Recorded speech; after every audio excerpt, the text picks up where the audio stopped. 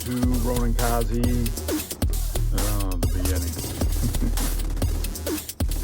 We're in the Division, but we're playing Resurgence.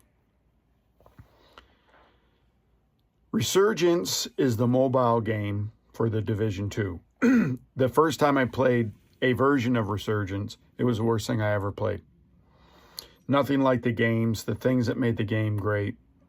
It was horrible. It was like in Kansas or something. That wasn't the bad part. Just the game wasn't like the Division. Resurgence is like Division 1 with a better interface or a different interface. The story's somewhat different. And after that, the gameplay is the gameplay. It's very Division 1-ish. If you haven't played the Division 1, the main thing I'm going to tell you about the skills is like if you use a turret, you can pick up a turret in Division 2. In the Division 1, you put a turret out and then it just runs till it runs. If you could like, subscribe, share, unsubscribe, resubscribe. So that's what game we're playing today. It's a Resurgence. It's a Division Monday. But what I wanted to talk to you about was what the difference between success and failure is. And of course, you have the big goals, right? Like I want to win or I want to do something else. But there's other things that you need to do to prepare for that, to make sure that you can be successful. And really that comes down to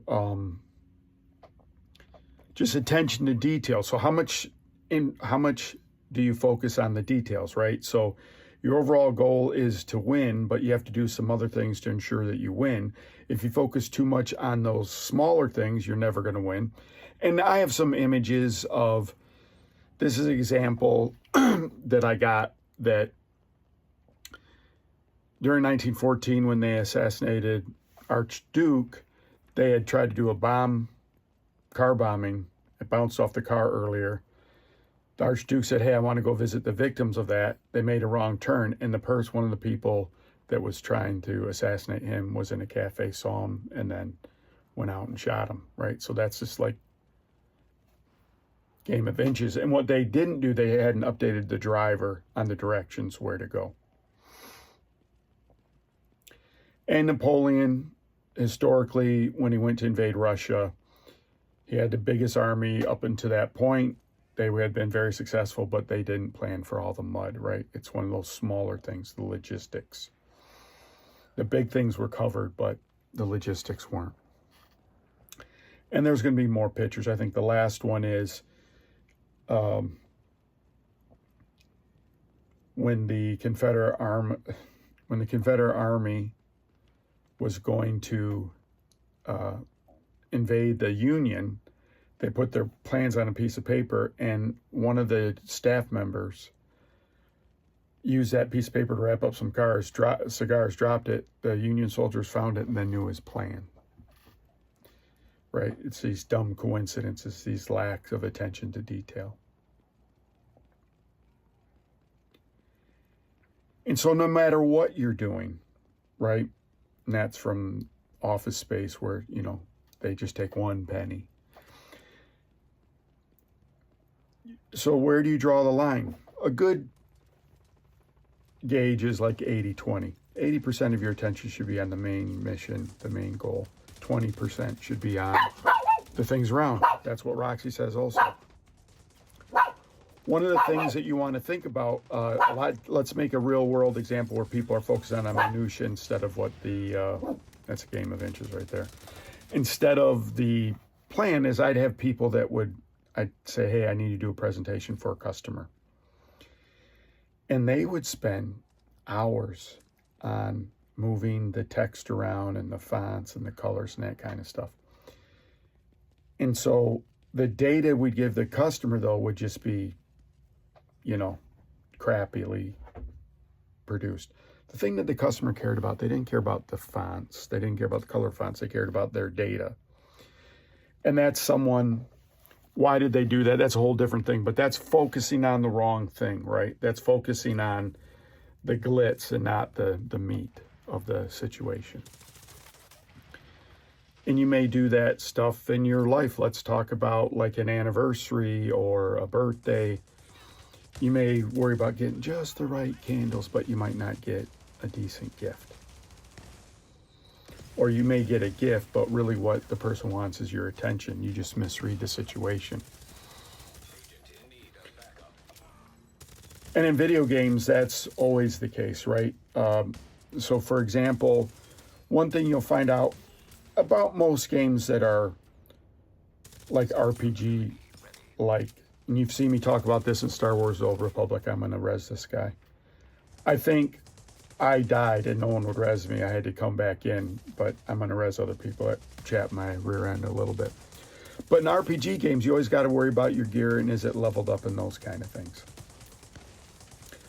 When you're fighting enemies, is all your equipment at the highest level it needs to be?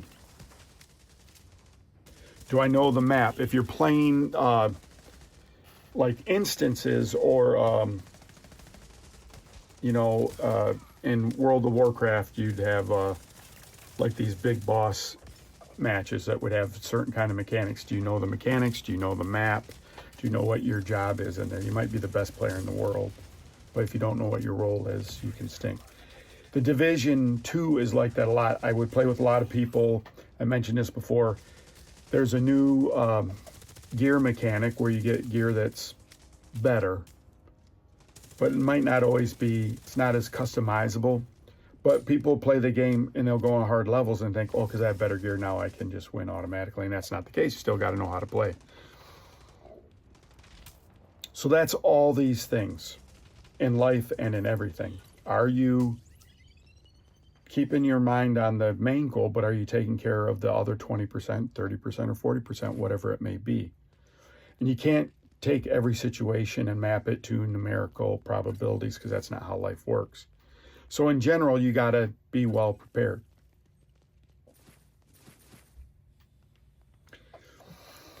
When I was in high school, I never studied. I never did anything. I never did homework. I never did anything. I would just take the test and I'd rely on my memory. And I passed high school, but nothing great. And when I got in college, I applied myself. And by applying myself, I got A's all the time. And then when I went in the military, I really applied myself because it was my job.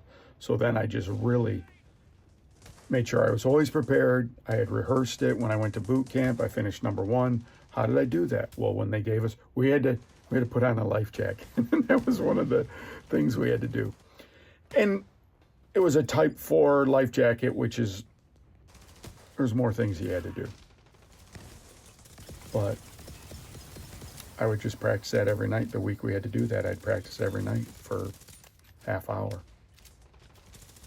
And so I'd ace that, and I'd always do everything under time. And that's really what I'm trying to get to you on a lot of this stuff. And if I was talking to my sons, I'd say the same thing. They're both very talented, but maybe one of the things you got to think about, one of my fake lights went off. One of the things you got to think about, are you prepared for everything? I remember when my middle son was applying for a job and I was trying to do a mock interview with him. And he was kind of like, well, what? They would never. And having interviewed a bunch of people for jobs, you do ask for those things. You're looking for a different thing, right? The interviewee wants the job. The interviewer wants to say, I'm going to make an investment in this person. Is it going to be worthwhile? Because my name's going to be signed on it that we're going to have that person. And can I articulate to other people why we should hire that person? And so all of these things come back to due diligence. It's like cooking is the same thing. I'm going to give you more and more examples. If you don't have all the ingredients when you start, there's some times where you can't run out to the store and get something else. It's going to ruin what you're doing. My back is just killing me. Sorry, YouTube, for trying to make it feel better. So that's what this was about, right? And that first picture of the soccer ball just missing. It's the World Cup right now, so I thought I'd World Cup it a little bit. It is a game of inches. And how you prepare for those things determines how successful you're going to be.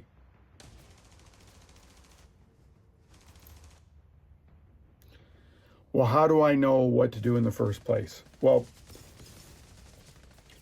first thing, right, you divide it up 80-20, make sure that your main goal, 80% of what you're doing is focusing on that main goal. Then you work back. What outcome do you want? So we want to finish this mission. So what do we got to do moving backwards, right? Obviously, we got to put more damage than we're receiving. So we got to heal. We got to move in cover. And those kind of things. Agent in need of backup. So what if I don't stay in cover? What's going to happen? Well, I'm going to get injured faster and I'm going to die. And then someone's going to have to pick me up. The damage of the group's going to go down. So the main thing not to do is to go down, right? That's the main thing you need to do. Number 2 is use all your resources. In a game like Division, your number 1 resource might be your weapon or it might be your skills. Then your secondary is going to be either your weapon or your skills, whatever, either or. But then you have grenades. You have your movement. You have all these other things will help you be successful.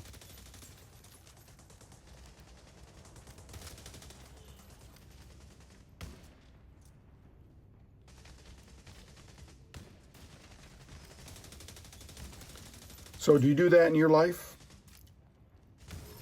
Now, I would be against anyone just writing everything down, making a detailed plan every time, like you're going to the store and you're making a list or a plan. I'm telling a story, it's not very good about me, but it ended up being okay. Sorry for bumping into the table and the holder. I had a guy in the Coast Guard. His name is not important. Got assigned to the unit. He had gotten a really bad motorcycle accident where he'd been in the hospital, where he had some head trauma damage.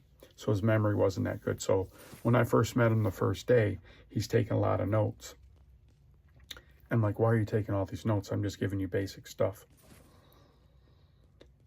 And he explained what was going on. So I kind of, as much as I could back then, left it there for the day. Over time, I challenged him quite a bit to not rely so much on his notes, to do some of it in his memory. He wasn't real thrilled about that, but he eventually kind of met me halfway. I met him halfway, and he improved. Years later, he called me up and said, I hated it when you did that. It helped. I still take notes now, but it did help me. And so I'm telling you that because you don't need to write everything down. You need to also exercise your mind, develop memory techniques to remember things. I'm getting older, so now I forget things. What happens to me now, I get so much, I can't think of like 2 or 3 different things at the same time and all give them equal importance. Right? I got to walk still. I got to go up and down stairs. I'm old. I have to go up and down stairs, so I can't be pie in the sky thinking about my next video is going to be, right? I got to concentrate what I'm doing in hand. And when I was young, I got into Buddhism. That's kind of what Buddhism was about. But like now I really need it. The other thing you're going to see in the game right now is you accomplish a bunch of stuff. So you're always getting rewards. So there's a lot of there's a lot of stuff to make you feel like you're progressing. So if you want to do that, it's pretty good. And what I like is I jump in for like a quick session and I get out.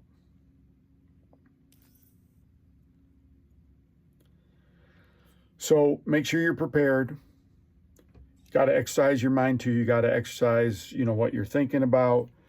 Yeah, you're going to make lists, but everything doesn't need a list. Everything doesn't need to be a task. I'll give you an example against tasks. So we had a person that he would never do things on time. So we said, take a list. Then he tried to write down everything. And so he wrote down so much that nothing was important. So there is a bandwidth that you got to find for you. It might not be 80-20. I'm just using 80-20 out of the gate. But you have to have some kind of metric where you're focusing on the main task and then some ancillary tasks. And then like always, you go back, review, did that work? Did it not work? Should I keep doing this? And what have you. So there it is, YouTube. Resurgence. It's worth a try. I'm playing it on my iPad. It plays great. I'm sure it plays. I can test my other devices, see how it plays. So this is Ronin Kaze. Bye, YouTube.